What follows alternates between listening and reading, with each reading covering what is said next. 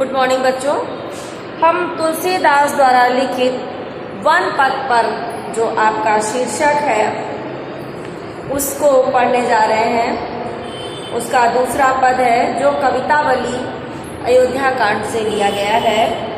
तो दूसरा है जल को गए से लेकर के विलोचन है। ये वाला है आपका पद। इसके बाद आपका जो पद है वो है रानी मैं जानी। मैं जानी ये 2 नंबर है, ये 3 नंबर है आपका। यहां से लेकर के दियो है।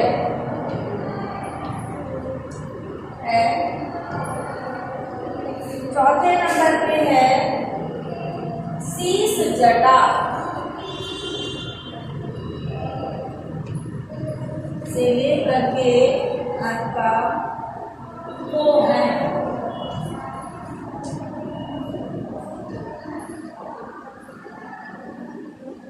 ठीक है, अभी मैंने 3 लिखे हैं। इतना पढ़ने के बाद हम आगे देखते हैं।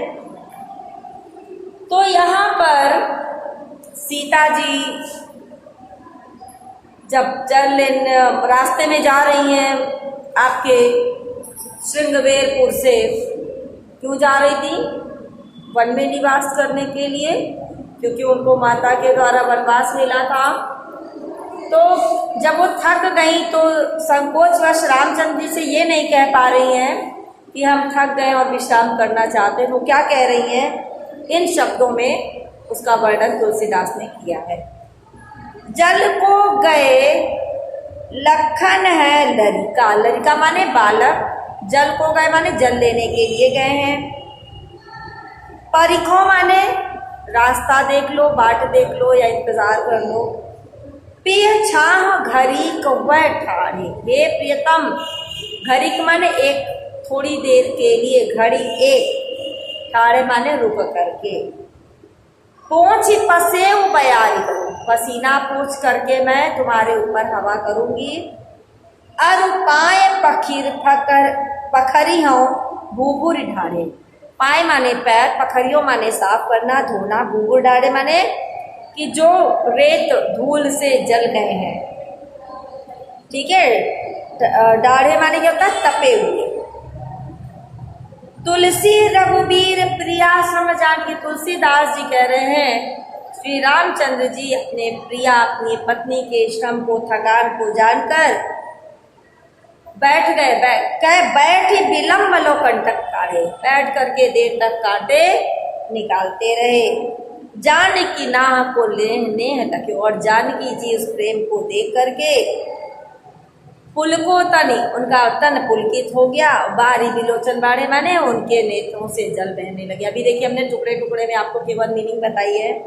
अब इसकी हम प्रसंग और व्याख्या देखेंगे। सबसे पहले हम पूरा पद पढ़ेंगे, फिर प्रसंग पढ़ेंगे, फिर व्याख्या पढ़ेंगे। जल को गए लखन है लरिखा। परिखो पिय छाह घड़ी कौवे ठाढ़े। पोंछ पसेव बयार करो। अरुपाए पखरी हूँ भूबुर ढाढ़े। तुलसी रघुबीर प्रिया श्रम जानी के। बैठ विलम्ब लो कंटक काढ़े। और जानकी नाह को नेह लख्यो। पुलको तनु बार विलोचन बाढ़े। प्रस्तुत पंक्तियों में गोस्वामी तुलसीदास जी ने सीता जी की कोमलता और उनके प्रति राम के असीम प्रेम का सहज वर्णन किया है। इसकी व्याख्या देखते हैं। सीता जी श्रृंगवेरपुर से आगे चलते समय थक जाती हैं और वे विश्राम करने की इच्छा रखती हैं। वे चाहती हैं थोड़ा आराम कर ले। श्री राम से कहती हैं कि लक्ष्मण अभी पानी लेने के लिए गए हैं और वे बालक ही हैं, बहुत छोटे हैं अभी, इसलिए थोड़ी देर किसी पेड़ की छाया में खड़े होकर उनकी प्रतीक्षा कर लेनी चाहिए। इतनी देर में मैं आपका पसीना पोंछ दूंगी, आपके ऊपर हवा करूंगी और गर्म रेत पर चलने के कारण आपके जो पैर जल गए हैं उनको मैं धो दूंगी, उन्हें मैं साफ कर दूंगी। श्री रामचंद्र जी सीता जी के इस प्रकार वचन को सुन करके समझ गए कि सीता जी अब थक गई हैं और कहने में संकोच कर रही हैं, इसलिए वे बैठ गए और बड़ी देर तक सीता जी को विश्राम देने के उद्देश्य से वो उनके पैरों से कांटे, उनके पैरों में चुभे हुए जो कांटे थे उनको निकालने लगे। अपने प्रति पति का ऐसा प्रेम देखकर सीता जी अत्यंत पुलकित हो गईं और आंखों से प्रेम के आंसू बहने लगे। यहाँ पर बेटा ब्रज भाषा है, मुक्तक शैली है, छंद सवैया है, रस श्रृंगार है, अलंकार अनुप्रास है, गुण माधुर्य है, शब्द शक्ति लक्षण और व्यंजना है। नेक्स्ट, रानी मैं जानी अजानी महा पबि पाहा न हूँ तो कठोर हियो है, राजहु काज अकाज न जान्यो कहो त्यो को किन कान कियो है, ऐसी मनोहर मूर्ति ये बिछुरे कैसे प्रियतम लोग जियो है, आखिन में सखी राखी बेजोग, आखिन में सखी राखी बेजोग है, इन्हें किमी कै बनवास दियो है। तो बेटा प्रस्तुत पंक्तियों में ग्रामीण स्त्रियों द्वारा, जो गांव की औरतें हैं उनके द्वारा कैकेयी और राजा दशरथ की कठोरता पर जो प्रतिक्रिया व्यक्त की गई है उसका चित्रण किया गया है। तो यहाँ अजानी माने क्या है? अज्ञानी, ठीक है। पवि माने वज्र के समान कठोर, पाहन माने पत्थर, हियो माने हृदय, काज अकाज माने कार्य की हानि, ठीक है, उचित या अनुचित कार्य, प्रिय माने स्त्री, कान कियो है माने मान लिया है, प्रीतम माने स्नेह करने वाले लोग, जोग माने योग्य, कीमी माने क्यों।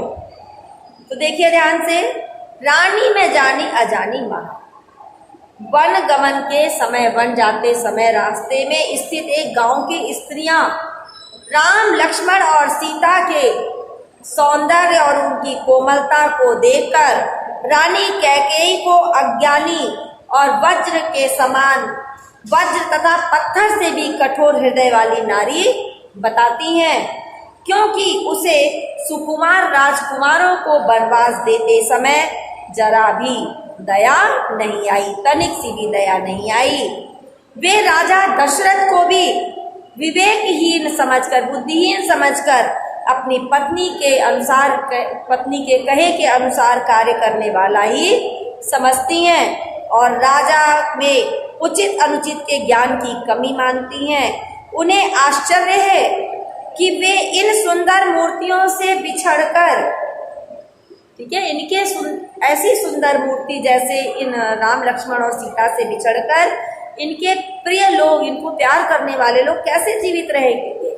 हे सखी, ये तीनों आंखों में बसाने के योग्य हैं, तब कि इन्हें किस कारण वनवास दिया गया है। तो यहाँ पर भी बेटा ब्रज भाषा है, रस करुण एवं श्रृंगार है, छंद सवैया है, शैली मुक्तक है, अलंकार अनुप्रास है और गुण माधुर्य है, शब्द शक्ति अभिधा लक्षणा एवं व्यंजना तीनों ही है। नेक्स्ट है शीश जटा और बाहु विशाल। शीश जटा माने क्या होता है बेटा? सिर पर जटाएं हैं, बड़े बड़े बाल हैं, और बाहु विशाल, और उनके जो और माने हृदय बहुत बड़ा है, विशाल है, बाहु विशाल, बहुत विशाल है, बिलोचन लाल, उनके नेत्र लाल हैं, तिरछी सी भौवें, और उनकी भौवें कैसी हैं? तिरछी सी हैं, तूर सनासन बाण धरे, तूर माने तरकश में, सनासन माने धनुष, बाण धरे माने बाण धरे हुए हैं, तुलसी बन मार्ग में सुख। तुलसीदास जी क्या कह रहे हैं? ये वन के मार्ग में सुंदर प्रतीत हो रहे। सुठी माने सुंदर, वन मार्ग माने वन के मार्ग में, सादर 12 बार सुभाय चित है, और सादर माने सम्मान पूर्वक बार बार उनके स्वभाव को देखकर स्वाभाविक रूप से, सुभाय माने स्वाभाविक रूप से, तुम त्यों हमरो मन मोह है, कह रहे वो हमारे मन को मोहित कर रहे हैं, तुम त्यों माने तुम्हारी ओर। पूछते ग्राम बधू से, सो गांव की जो बहू है वो सीता से पूछ रही है, क्या पूछ रही है? सांवरे से कहो सांवरे रे सखी राम रे को है। ये सखी कहो ये सांवरे और रावरे तुम्हारे कौन है? ये रावरे माने तुम्हारे, सांवरे माने सांवले रंग के, रावरे माने तुम्हारे कौन है, माने कौन है। रामचंद्र जी के विषय में जानना चाहती हैं। तो यहाँ पर बेटा प्रसंग क्या है कि गांव की बहुएं सीता जी को घेर कर एक ओर बैठे हुए श्री राम के विषय में विनोद करती हुई, हंसी मजाक करती हुई से प्रश्न पूछ रही हैं। क्या पूछ रही हैं ये आपको इस पद्यांश में पढ़ाते हैं। व्याख्या है इसकी, गांव की बहुएं, ग्राम बधुएं माने गांव की बहुएं सीता जी से पूछ रही हैं कि जो सिर पर जटा धारण किए हुए हैं, जिनके वक्षस्थल और भुजाएं बड़ी बड़ी हैं, नेत्र लाल हैं तथा भौहें तिरछी हैं, जो तरकश धनुष और बाण धारण किए हुए हैं और वन मार्ग में सुशोभित हो रहे हैं, शोभायमान हो रहे हैं, जो सहज और स्वाभाविक रूप से बड़े सम्मान के साथ बार बार तुम्हारी ओर देखते हुए हमारे मन को आकर्षित कर रहे हैं या हमारा मन आकर्षित कर रहे हैं। हे सखी तुम हमें यह बताओ कि यह सुंदर सांवले रूप वाले राम तुम्हारे कौन है या तुम्हारे कौन लगते हैं। तो बेटा यहाँ पर ब्रज भाषा है, मुक्तक शैली है, छंद सवैया है, रस श्रृंगार है, अलंकार सर्वत्र अनुप्रास है, गुण माधुर्य है, शब्द शक्ति व्यंजना है। अब बेटा एक लास्ट बच रहा है, ये भी हम आपको पढ़ा ही देते हैं।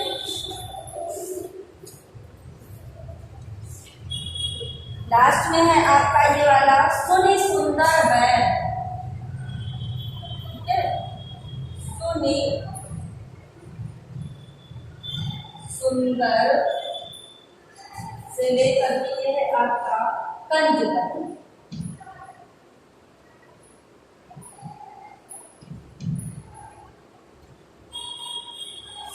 ठीक है, कंज तक।